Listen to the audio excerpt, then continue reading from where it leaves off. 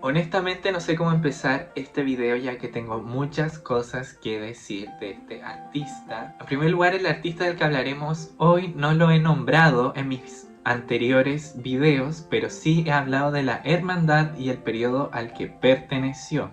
Este artista, autor de numerosas pinturas increíbles, lo conocí hace muchísimo tiempo. Bueno, en realidad nunca he visto sus cuadros en vivo, pero cuando vi la primera imagen realizada por él, me quise conectar inmediatamente con ese mundo, con ese imaginario y con el arte de la pintura.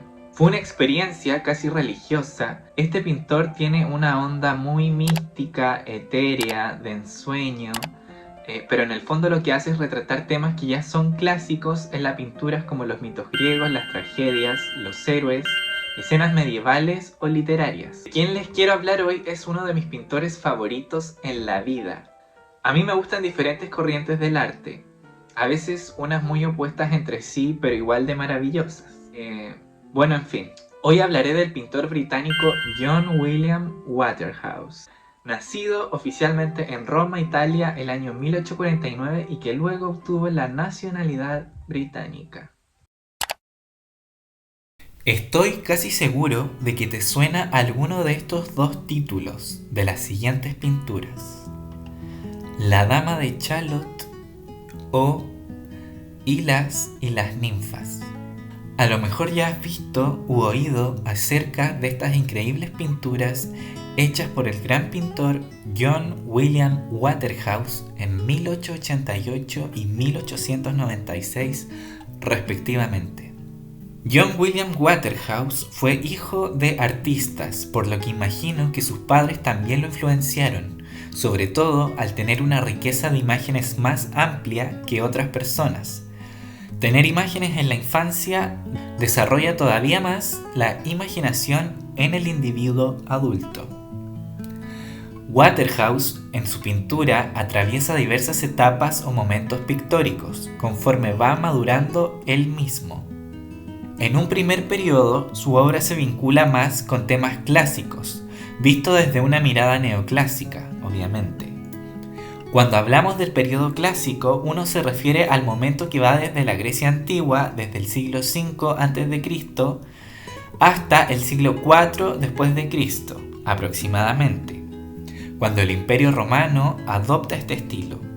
Lo neoclásico en realidad sucede en diferentes periodos de tiempo, pero históricamente se refiere a los siglos XVIII y XIX más que nada.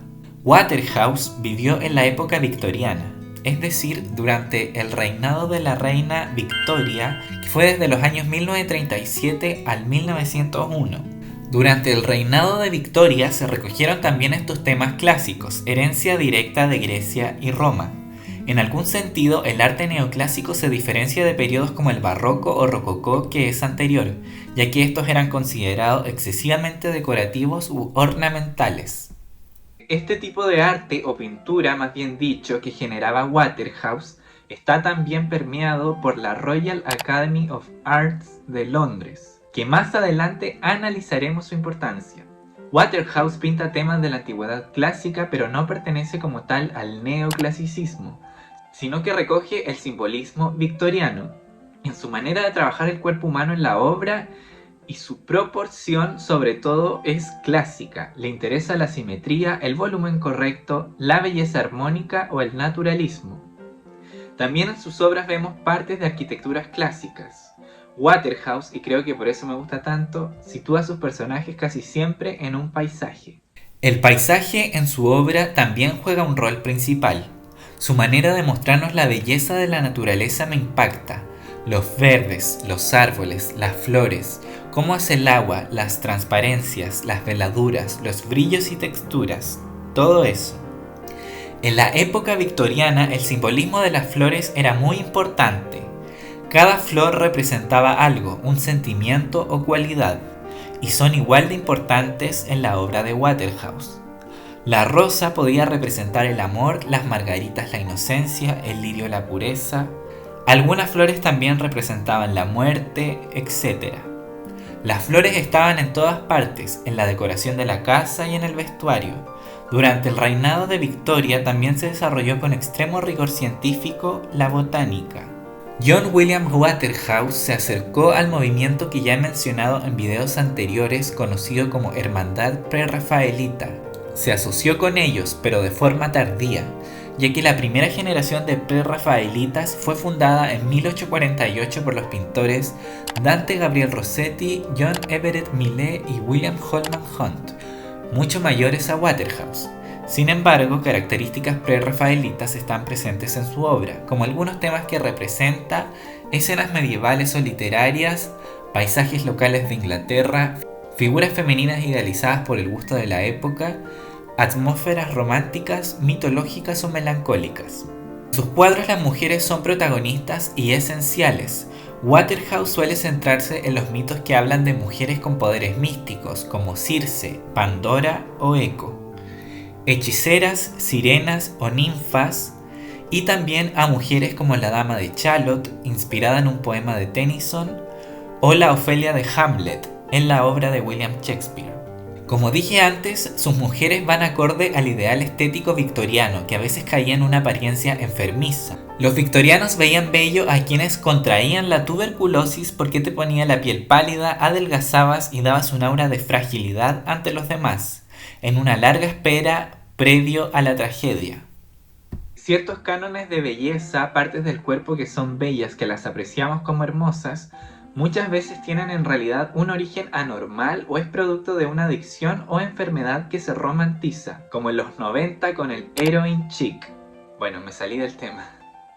Pero quería decir que lo que consideramos bello a veces va acompañado de adicciones a sustancias, de inestabilidad física o emocional. Siguiendo con la obra del inglés John William Waterhouse, existen algunas de sus obras que son estudios, esbozos o trabajos inacabados, donde vemos que sus paisajes y colores tienen una especie de terminación impresionista. Los pintores en ese momento, y de seguro Waterhouse también lo hacía, era que realizaban pequeños estudios al aire libre para luego terminar el cuadro en el estudio.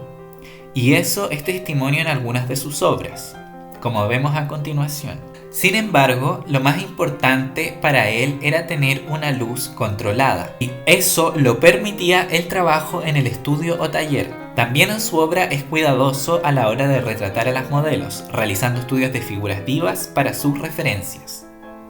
También la obra de William suele estar ligada al romanticismo y al simbolismo. Como señalé antes, con el tema de la flor se utilizan los símbolos para representar ideas abstractas. El simbolismo también está más ligado a lo imaginativo, lo espiritual y lo subjetivo. En sus obras podemos observar estados sobrenaturales o misteriosos. En sus pinturas las protagonistas están en tensión o por otra parte están en una postura de relajo. En el año 1870, Waterhouse ingresó a estudiar en la Royal Academy. Allí logró presentar más de 80 obras que consolidaron su reputación como artista. Luego fue un socio de la Royal Academy, así como académico de pleno derecho en 1895. Debemos considerar que la Royal Academy era la institución artística más importante del Reino Unido.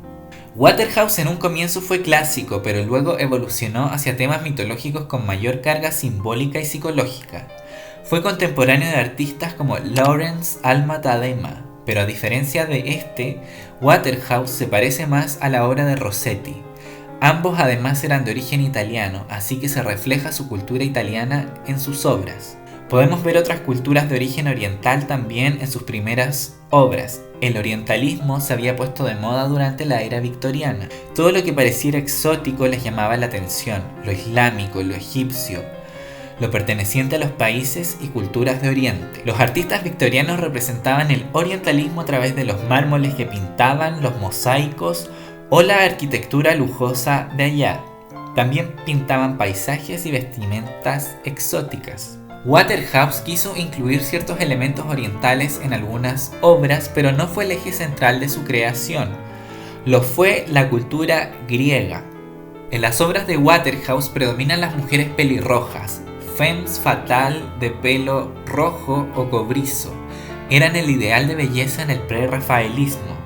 Las pelirrojas simbolizan intensidad y sensualidad, pasión y una muestra de la naturaleza indómita y también del peligro. Además, el rojo es el color complementario del verde, tan presente en sus paisajes que de igual forma es un recurso estético. Resumiendo lo que hemos visto hasta ahora, Waterhouse fue un pintor clásico pero un romántico empedernido. A esto me refiero a que la emoción vale más que la razón y lo sublime de la naturaleza es más poderoso que todo. En cuanto a su técnica, Waterhouse utiliza pinceladas muy cuidadas en las figuras humanas, pero usa una pincelada suelta y enérgica en los paisajes y se va volviendo manchas abstractas hacia los bordes del cuadro.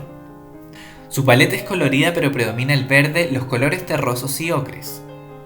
El realismo y verosimilitud en la pintura es lo que se buscaba en la época. Bueno, yo ya había hecho un video de los artistas William y Evelyn de Morgan, que también fueron partes de la hermandad prerrafaelita. Pueden ver ese video y ligarlo con este, porque en la obra de esos artistas se ve la influencia de la hermandad y los cánones estéticos que tenían. La verdad, todos se parecen entre sí. También hay otro pintor del prerrafaelismo que me encanta, que es Edward Burne-Jones. Pueden investigar más sobre este artista o este movimiento por su cuenta y van a ver que los temas y mitos se repiten. Quiero aclarar que este movimiento o estilo artístico se desarrolló únicamente en el Reino Unido. Waterhouse falleció a los 67 años en Londres en 1917 en plena Primera Guerra Mundial. Y bueno, eso fue todo por este video, espero te haya gustado. No olvides dar like, compartir, comentar, suscribirte y hacer clic en la campanita para que te lleguen las notificaciones. Hasta un próximo video.